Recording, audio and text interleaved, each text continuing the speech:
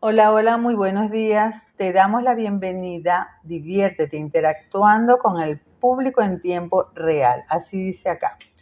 Nosotros vamos a continuar leyendo La actitud del éxito de Carol Dweck y quedamos en la página 108. Y aquí, Wineski, bienvenida, hablan del santo grial sin errores. Recordemos que estamos hablando de las mentalidades fijas y de las de crecimiento. Y dice Alford, el santo grial del entrenador era un partido sin errores. Ay, ya sabemos qué mentalidad hace que los errores sean intolerables. Carmen Cecilia, Enseñanzas, Carelli, Rosa López y Leo, bienvenidos a la lectura. Y las explosiones de rabia de Knight eran legendarias. En una ocasión arrojó su silla a la cancha. En otra sacó a uno de sus jugadores de la cancha arrastrándolo por la camiseta. ¡Qué horror! Y en otro agarró a un jugador por el cuello.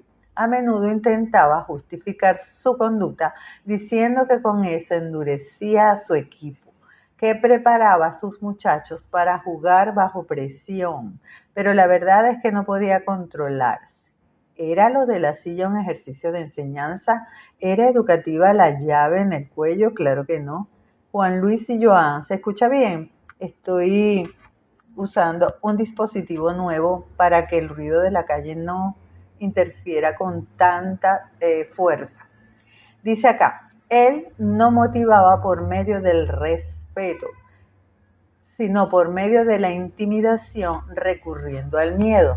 Temía sus juicios, Temían sus juicios y sus explosiones.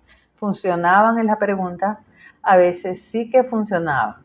Había tenido 3 equipos campeones en la temporada en el precipicio que describió Feinstein. El equipo no contaba con tamaño, ni experiencia, ni rapidez, pero era un equipo a tener en cuenta. Ganó 21 partidos gracias al gran conocimiento del baloncesto que tenía Knight y a sus habilidades de entrenador. Pero otras veces no funcionaba. Jugadores individuales se derrumbaban o el equipo entero. En la temporada en el precipicio, el equipo se hundió al final. El año anterior también había sucedido bajo la presión de Knight. A lo largo de los años, algunos jugadores habían escapado fichando por otras universidades, rompiendo las reglas como faltar a clases o saltarse sesiones de tutoría, o pasándose pronto a la liga profesional, como hizo Isaiah Thomas. En una gira mundial, los jugadores se sentaban frecuentemente en grupo, fantaseando sobre a qué universidad deberían haber acudido si no hubiesen cometido el error de escoger la de Indiana. Rauseo, Tibisay, bienvenidas a la lectura. Estamos leyendo La actitud del éxito de Carol Dweck. Sigo. No es que Knight tuviese una mentalidad fija sobre la habilidad de sus jugadores. Él creía firmemente en su capacidad de desarrollo, pero tenía una mentalidad fija acerca de sí mismo y de su valía para entrenar. El equipo era producto suyo y tenía que demostrar su habilidad cada vez que actuaba. Ok. José Armas, Stephanie, bienvenidos. Los jugadores no tenían permitido perder partidos, ni cometer errores, ni cuestionarlo de ninguna manera, porque eso sería una mancha en su historial como entrenador. Y tampoco parecía que analizase sus estrategias motivacionales cuando éstas no funcionaban. A lo mejor Daryl Thomas necesitaba otra clase de incentivos aparte del ridículo y la humillación. Su mayor estrella, Isaiah Thomas, expresa su profunda ambivalencia acerca de Knight, del profesor, del entrenador. ¿Sabes? Hubo veces en que si hubiera tenido un arma, creo que le habría... Y hubo otras en las que quería rodearlo con mis brazos, abrazarlo y decirle que lo quería. Yo no me consideraría a mí misma un éxito sin reservas si mi mejor alumno hubiera tenido ganas alguna vez de Dios, lo amas y lo odias. Lucifer, bienvenido. El entrenador de mentalidad de crecimiento en acción. A ver cómo se comporta. Un entrenador todoterreno. El entrenador John Wooden, que he estado por buscar su imagen en Google y no lo he hecho, tiene uno de los mejores historiales. Dirigió el equipo de baloncesto de la UCLA, Universidad de California en Los Ángeles, en los campeonatos NCAA, la Asociación de Baloncesto Universitario, en 1964, entre 1967 y 1973, ambos inclusive. Y en 1975 el entrenador se llama John Wooden. Hoy lo busco, lo prometo. Sigo. Hubo temporadas en las que su equipo no fue derrotado y una vez tuvo 88 victorias seguidas. Yo ya sabía todo esto, más o menos. Lo que yo no sabía es que cuando Wooden llegó a la UCLA, el equipo se hallaba muy lejos de figurar entre las élites del baloncesto. Esto le va a gustar a mi hijo. De hecho, no quería trabajar en UCLA en absoluto. Quería ir a Minnesota. Los de Minnesota habían quedado en llamarlo cierta tarde por teléfono a las 6 en punto para decirles si había conseguido el puesto. Les dijo a los de UCLA que lo llamasen ese mismo día a las 7. No llamó nadie a las 6, ni a las 6:30, ni siquiera a las 7 menos cuarto. Así que cuando telefonearon los de UCLA a las 7, les dijo que sí. En cuanto colgó el teléfono, llegó la llamada de Minnesota. Ya había comprometido la palabra. Había habido una tormenta que había estropeado las líneas telefónicas y no pudieron hacer la oferta de trabajo a la hora prevista. No le tocaba, no le correspondía. A ver. Sigo.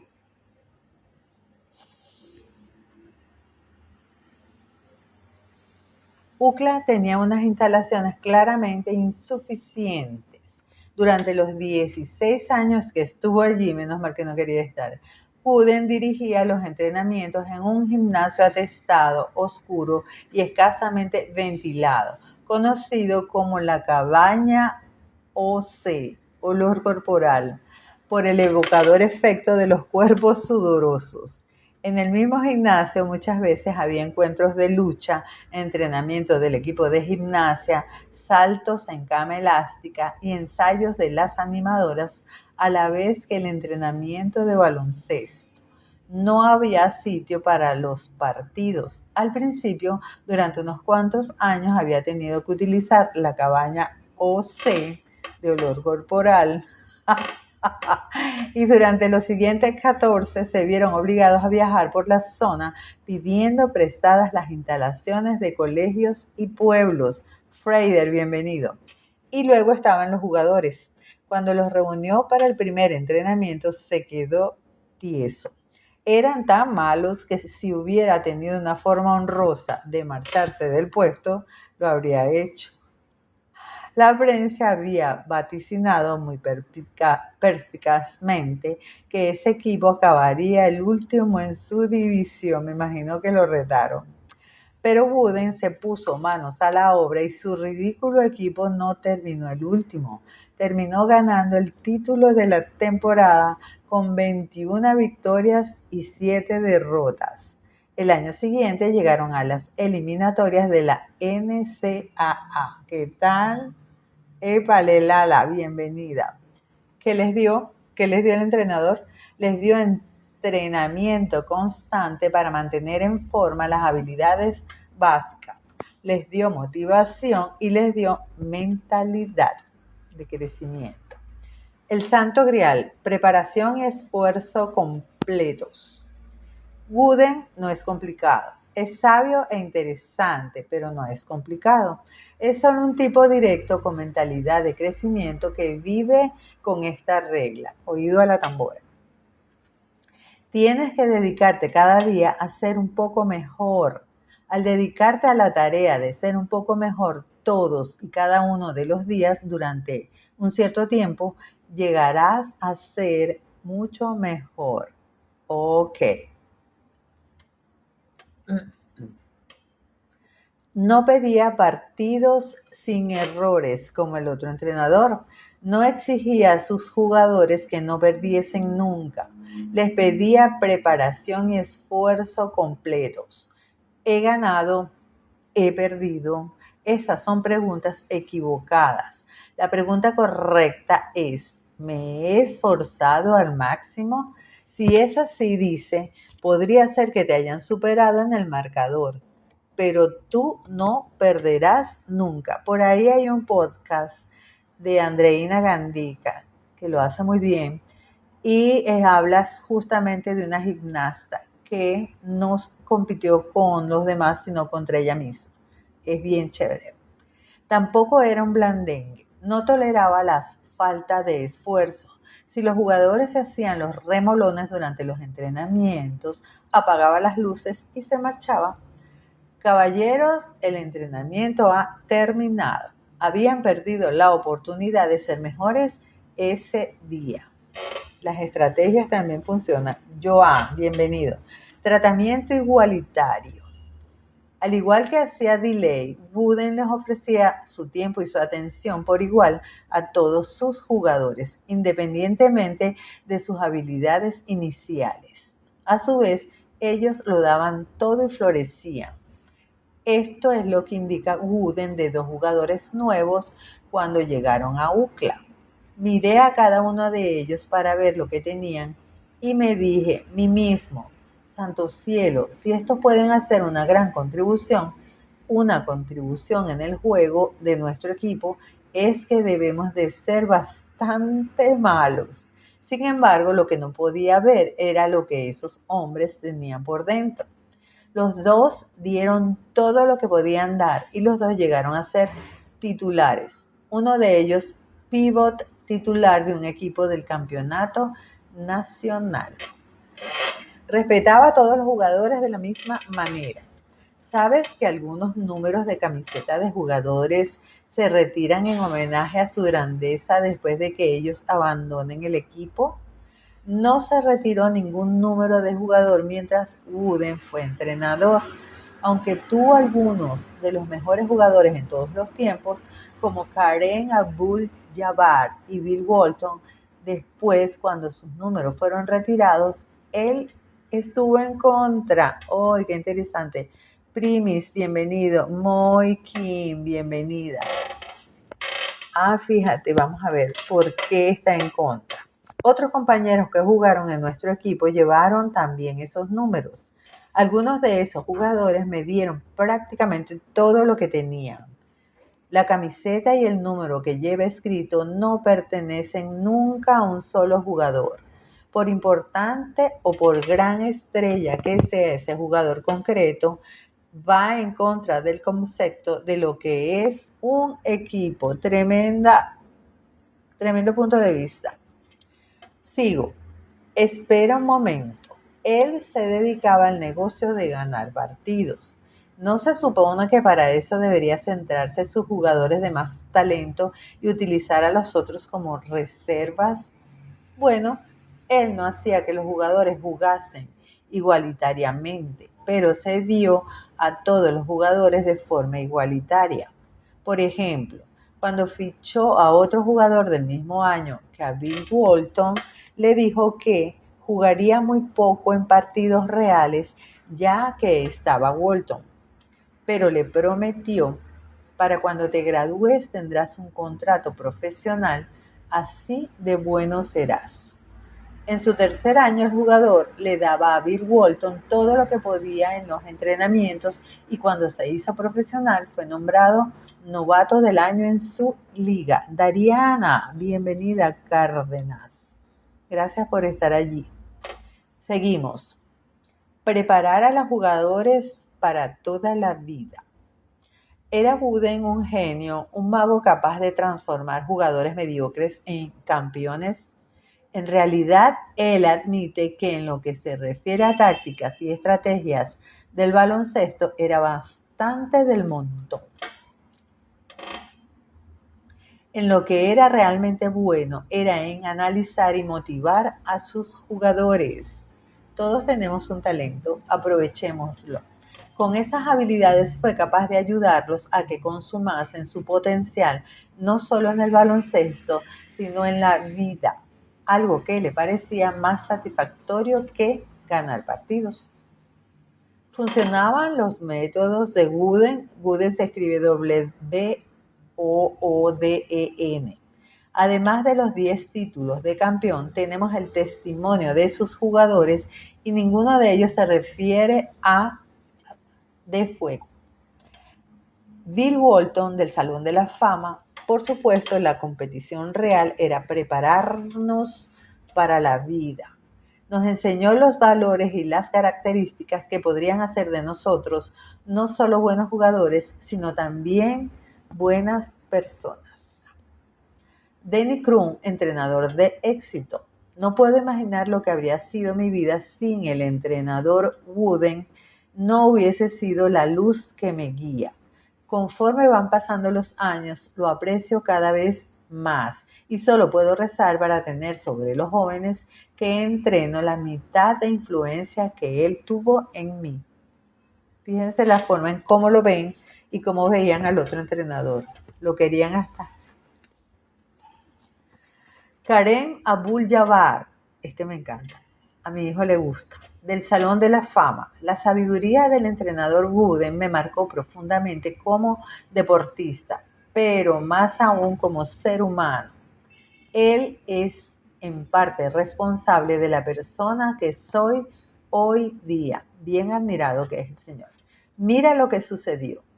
Aquel fue el momento de la victoria. UCLA había ganado su primer campeonato nacional, pero el entrenador Wooden estaba preocupado por Fred Slaughter, un jugador que había sido titular en cada partido y que había tenido un año excelente hasta el partido de la final.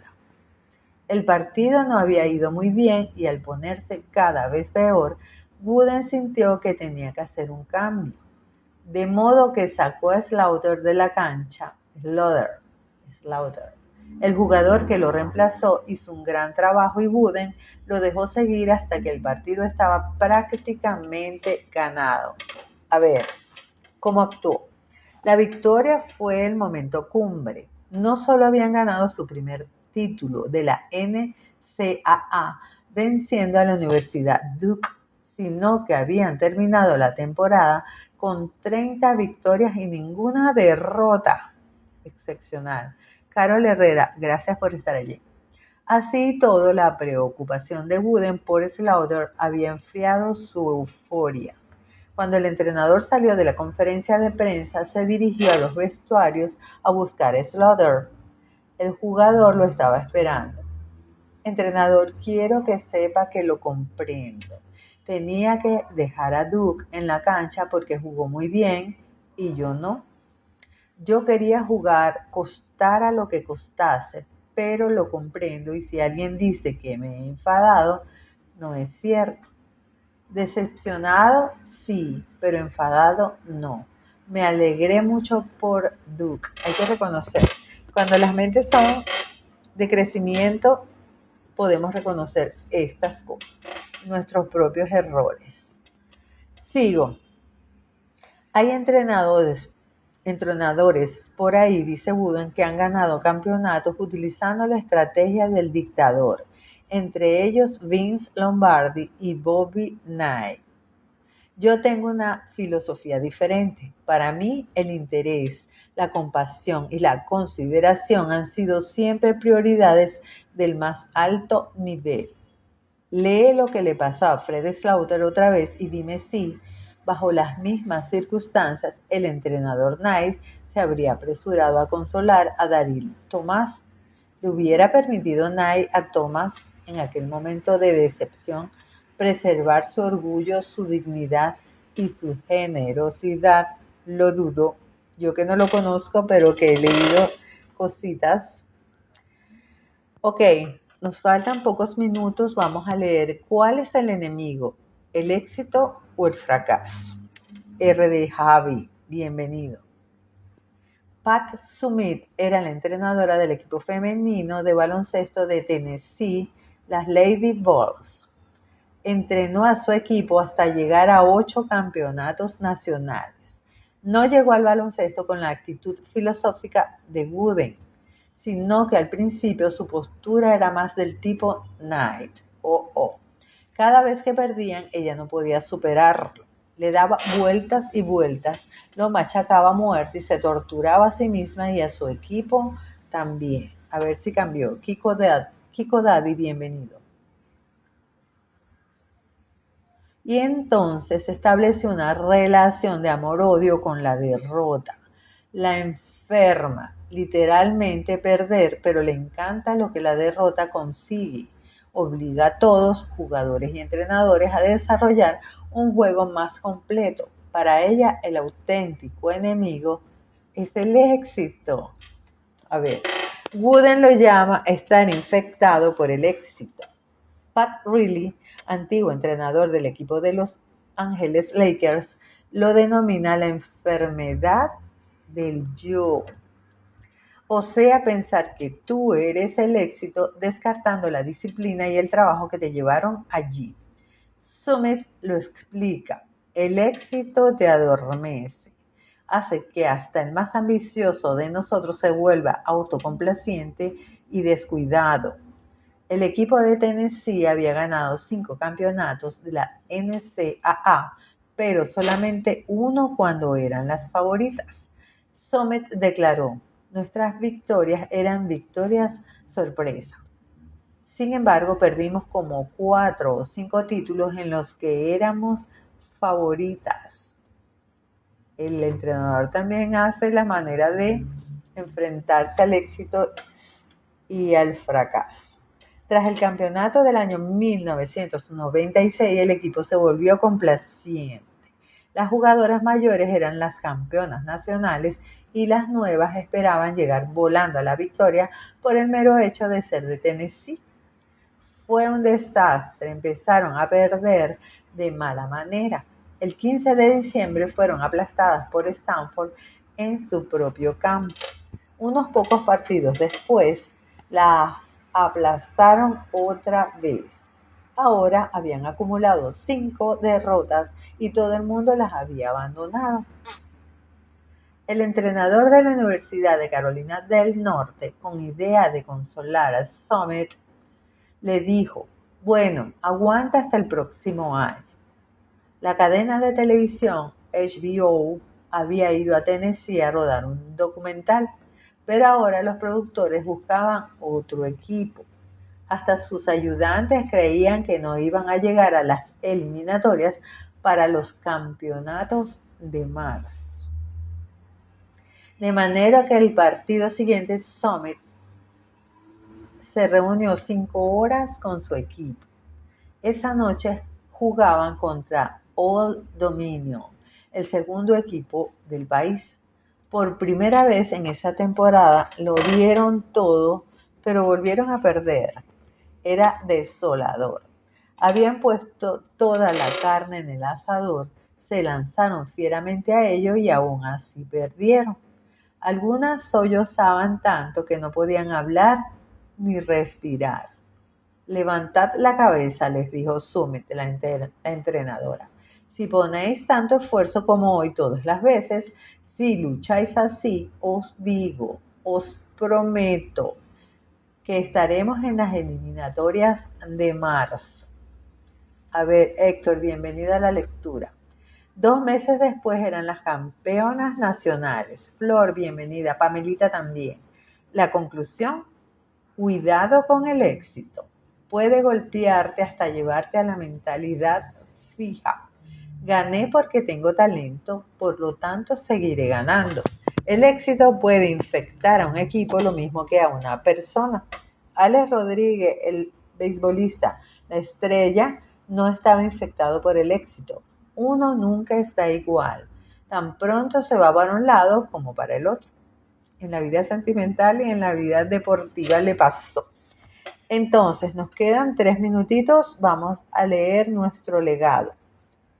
Como padres, profesores y entrenadores, se nos ha encomendado vidas. La mentalidad de crecimiento es clave a la hora de ayudarnos a nosotros a cumplir nuestra misión y ayudarlos a ellos, a los que tengamos bajo nuestro cargo, a desarrollar todo su potencial.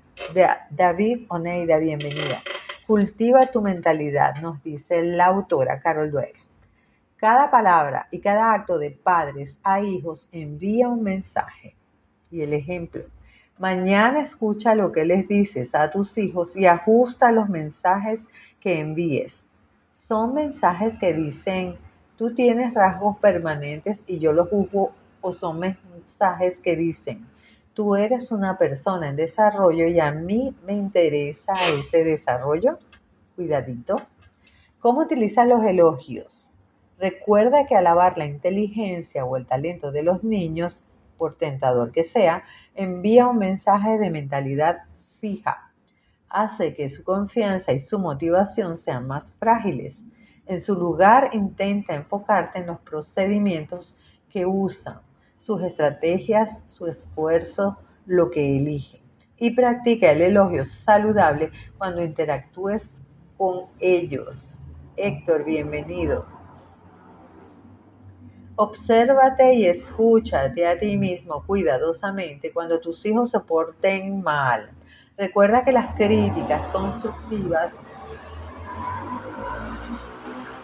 son comentarios que ayudan al niño a comprender algo. Al final de cada día, pon por escrito las críticas constructivas y el elogio al proceso que les hayas hecho. A menudo los padres plantean a sus hijos objetivos. Recuerda que tener un talento innato no es un objetivo, pero que ampliar las habilidades y el conocimiento sí lo es. Pon mucha atención en los objetivos que estableces para tus hijos. Rafael Salazar, José Rafael Hussein. Bienvenidos a la lectura. Estamos leyendo La actitud del éxito de Carol Dweck. Y nos está dando algunos consejos de padres, representantes, managers, etc. Si eres profesor, recuerda que bajar el nivel no hace que suba la autoestima de tus alumnos, pero subirlo sin proporcionarles un modo de alcanzarlo tampoco los ayuda. La mentalidad de crecimiento te proporciona una vía para establecer niveles altos y para hacer que tus alumnos los alcancen. Intenta presentar los temas en un marco de crecimiento y enfocarte. Y enfocarlos en el proceso, no en el resultado. Ya verás lo que pasa. Te va a gustar. Hola Edgar, bienvenido a la lectura. ¿Crees que tus alumnos más lentos son niños que no serán capaces nunca de aprender bien? ¿Piensan ellos de sí mismos que son como son y no tienen remedio? En lugar de eso, intenta averiguar lo que no comprenden y las técnicas de aprendizaje de las que carecen. Recuerda que los grandes profesores creen en el crecimiento del talento y del intelecto y que les fascina el aprendizaje. ¿Eres un entrenador de mentalidad fija? ¿Tu historial y tu reputación son lo primero en lo que piensas? ¿Eres intolerante con los errores? ¿Intentas motivar a tus jugadores por medio del juicio? Inténtalo con la mentalidad de crecimiento. En lugar de exigir partidos sin error alguno, pide compromiso y esfuerzo completos. En lugar de juzgar a los jugadores, dales el respeto y la formación que necesiten para su desarrollo. Como padres, profesores y entrenadores, nuestra misión es desarrollar el potencial de quienes están a nuestro cargo. Utilicemos todas las lecciones de la mentalidad de crecimiento y cualquier otra herramienta que esté a nuestro alcance para cumplirla. Ok. Y yo creo, que mañana vamos a empezar el capítulo número 8, cómo cambiar las mentalidades. Voy a dejar esta lectura hasta acá.